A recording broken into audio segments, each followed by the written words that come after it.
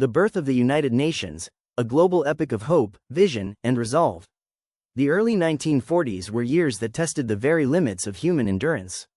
Across continents, the Second World War unleashed devastation unparalleled in history. Cities crumbled under relentless bombardment. Millions were displaced from homes they would never return to. Entire societies were gripped by fear, starvation, and despair. Europe, already haunted by the memories of the First World War, faced annihilation. Asia experienced occupation, forced labor, and the horrors of imperial ambition. The world seemed engulfed in darkness, and humanity teetered on the edge of hopelessness. Yet amid this darkness, seeds of hope were quietly being sown. Leaders, diplomats, and visionaries began imagining a world that could emerge from the ashes, not just a world free of tyranny, but one bound by cooperation, justice, and shared responsibility. Among them, Franklin D. Roosevelt, the 32nd President of the United States, stood out. Roosevelt had spent his life navigating crises, from the Great Depression to the rise of fascist regimes. He understood that military victory, while essential, was not sufficient to secure lasting peace. Roosevelt's vision was audacious. He imagined a global institution where nations would meet not as enemies or competitors but as partners, where disputes would be resolved through dialogue, where human rights would be protected, and where economic and social development could flourish. The only limit to our realization of tomorrow, he would later say, is our doubts of today. Roosevelt believed that to ensure the survival of civilization, the nations of the world had to unite in purpose and principle. Across the Atlantic, Winston Churchill, Britain's indomitable prime minister, shared a similar conviction, though his approach was more cautious and pragmatic. Churchill had seen the devastation of London during the Blitz, witnessed the fall of France, and understood the precariousness of Europe. He knew that a post-war world without order would be a world doomed to repeat the same mistakes. Churchill's wartime speeches emphasized unity among the Allies, but behind the rhetoric was a genuine commitment to building a framework that could prevent future catastrophes. The first sparks, a wartime alliance. The term, United Nations, first emerged in 1942, during a time when the world's focus was survival. On January 1, 1942, 26 nations, bound by the common cause of defeating the Axis powers, Germany, Italy, and Japan, signed the declaration by United Nations. They pledged military cooperation and, remarkably, also committed to upholding human rights and fundamental freedoms. Though primarily a wartime alliance, the declaration planted the conceptual seeds for a broader organization that would outlast the war. Roosevelt often referred to the United Nations as more than a military alliance. In private conversations, he emphasized the moral dimension. Victory is not enough. We must build a world where men do not live in fear, where nations cooperate, and where human dignity is respected. The declaration became the foundation upon which the post-war vision would be built, signaling a departure from purely political or military thinking toward a global, humanitarian perspective. Dumbarton Oaks. Crafting the blueprint. By 1944, the Allies were beginning to see the war's end in sight, and attention turned to what would follow. It was clear that the failure of the League of Nations had contributed to the outbreak of the Second World War. Its inability to enforce decisions and prevent aggression served as a cautionary tale. Leaders knew that a new organization had to be robust, inclusive, and capable of action. Representatives from the United States, the United Kingdom, the Soviet Union, and China gathered at Dumbarton Oaks, a grand estate in Washington, D.C., to draft a blueprint for the future. Weeks of intense negotiation followed. Delegates debated issues that went to the heart of sovereignty, power, and justice. Imagine the scene. Lavish conference rooms with tall windows, the smell of cigars hanging in the air, delegates poring over maps, drafts, and notes. Soviet delegates argued for mechanisms that would protect state interests and prevent unilateral action by capitalist powers. The Americans and British pushed for broader humanitarian principles. The Chinese delegation, aware of their country's suffering under Japanese occupation, insisted on explicit protections for small and medium powers.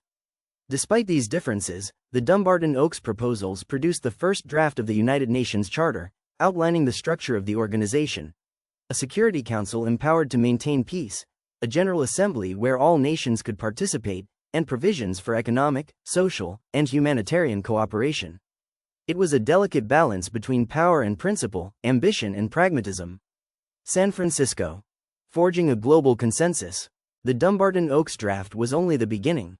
In April 1945, Delegates from 50 nations convened in San Francisco at the United Nations Conference on International Organization. The city, still recovering from the Great Depression, became a stage for one of history's most ambitious diplomatic endeavors. The conference hall was alive with energy, tension, and a sense of destiny. Delegates, many of whom had endured occupation, bombings, and personal loss, knew the stakes. Some had survived concentration camps, others had witnessed entire cities razed to the ground. They carried not just national interests but the weight of collective human suffering. Negotiations were often tense. One of the most controversial issues was the veto power granted to the 5 permanent members of the Security Council: United States, United Kingdom, Soviet Union, China, and France. Smaller nations worried that this power would allow great powers to dominate decisions. Yet supporters argued that the veto was essential to secure the participation of major powers, without which the organization could never enforce its decisions. Amid these debates, moments of humanity shone through. Delegates shared stories of personal loss, of cities bombed, families displaced, and lives uprooted. These stories reminded everyone that the United Nations was not merely a legalistic or bureaucratic institution. It was a moral project, born from the suffering of millions and designed to prevent future generations from enduring the same horrors. After weeks of discussion, compromise, and careful drafting, the delegates finally adopted the United Nations Charter on June 26, 1945. It enshrined the principles of international cooperation, peace, human rights, and social progress. It created institutions that were at once practical and visionary, giving the world a framework to address both conflict and development. October 24, 1945, a new dawn. The United Nations officially came into existence on October 24, 1945, after ratification by the 5 permanent members of the Security Council and the majority of other signatories. Across the world, news of the ratification was met with cautious optimism. Cities still bore scars of war, but a symbol of hope had emerged. The first session of the General Assembly convened in London in 1946, and soon, the organization established its permanent headquarters in New York City, symbolizing a commitment to neutrality, dialogue, and global engagement. From its earliest days, the UN faced immense challenges. Millions of refugees roamed post-war Europe and Asia. Nations struggled to rebuild shattered economies. Decolonization movements were gaining momentum, reshaping political landscapes. Yet the UN immediately began to exert influence. Peacekeeping missions were organized to mediate conflicts. Humanitarian aid reached populations in dire need. Specialized agencies such as the World Health Organization, UNESCO, and the International Monetary Fund began addressing global health, education, and economic reconstruction. The human dimension. Stories behind the diplomacy. The creation of the UN was not solely the work of politicians or diplomats. It was shaped by individuals driven by conviction and moral courage.